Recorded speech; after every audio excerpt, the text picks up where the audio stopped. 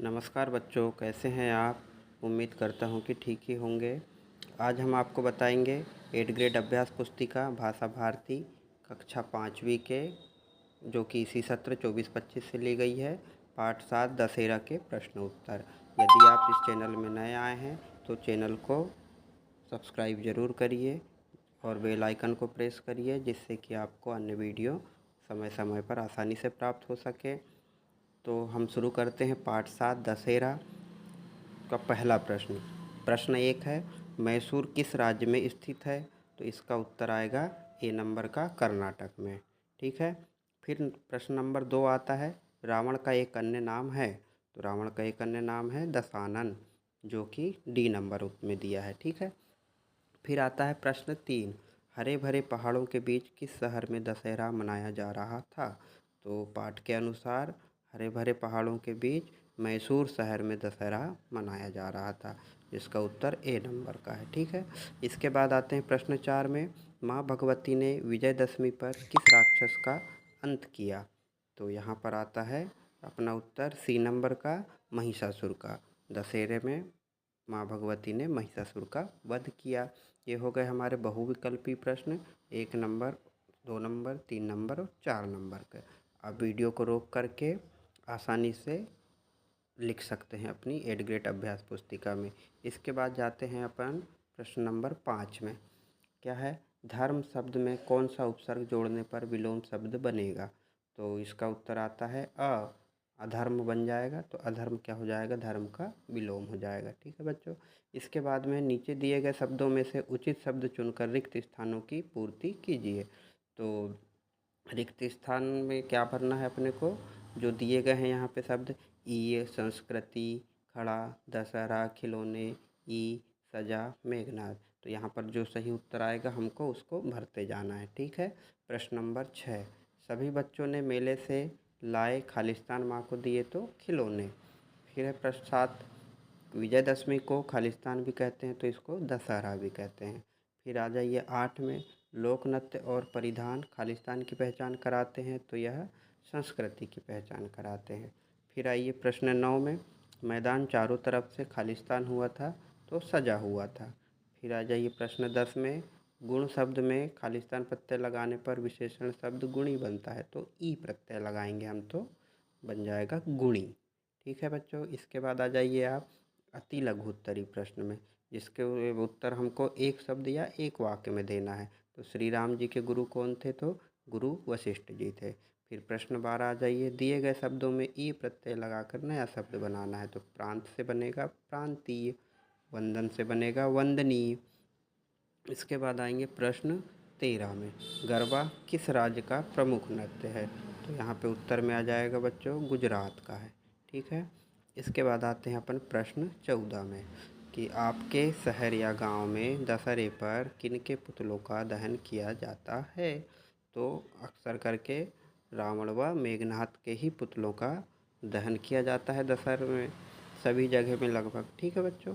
इसके बाद आते हैं अपन लघु उत्तरी प्रश्न में।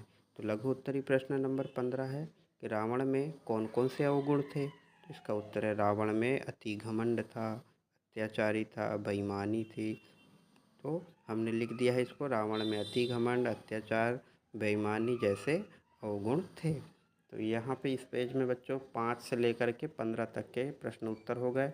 आप वीडियो को रोक रोक कर आराम से अपनी अभ्यास पुस्तिका में लिख सकते हैं।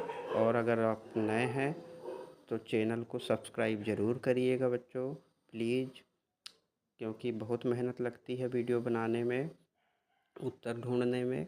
आप चैनल को सब्सक्राइब ज़रूर करिएगा। ठीक है।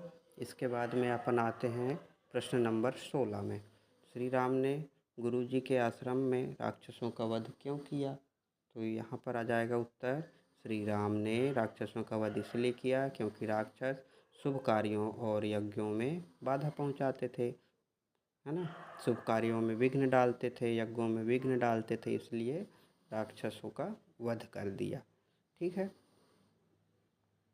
फिर राम प्रसाद बिस्मिल ने दशहरे को साहस और संकल्प का महापर्व क्यों कहा है, अपने शब्दों में लिखिए। तो यहाँ पर हमने उत्तर लिखा है, क्योंकि इस पर्व पर राम जी ने रावण का वध करके अच्छाई की विजय का संदेश दिया था। इसी तरह सभी इस दिन देश व समाज की बुराई को साहस के साथ मिटाने का संकल्प लेते हैं। ठीक है बच्चों, इसके बाद आ जाते हैं प्रश्न 18 में। दिए गए संज्ञा शब्दों को विशेषण शब्दों में बदलिए।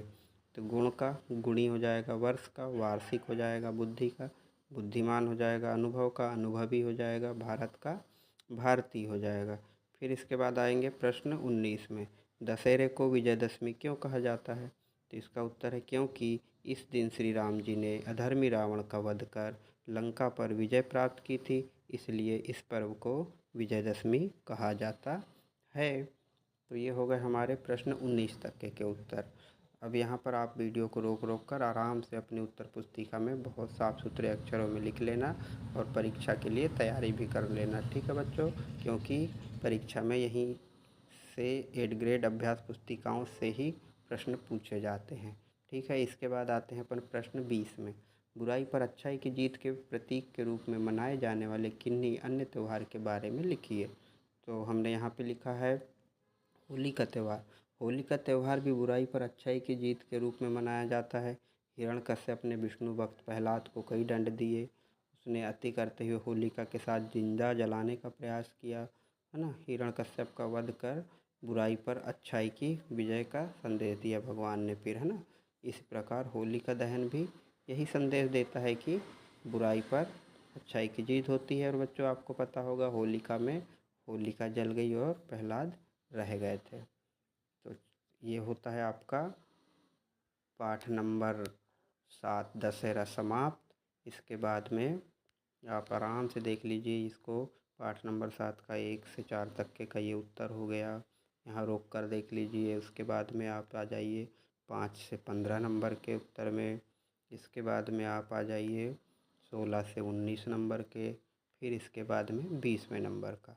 तो पूरे उत्तर लिख लीजिए, बहुत अच्छे से लिख लीजिए, अच्छे अक्षरों में लिख लीजिए।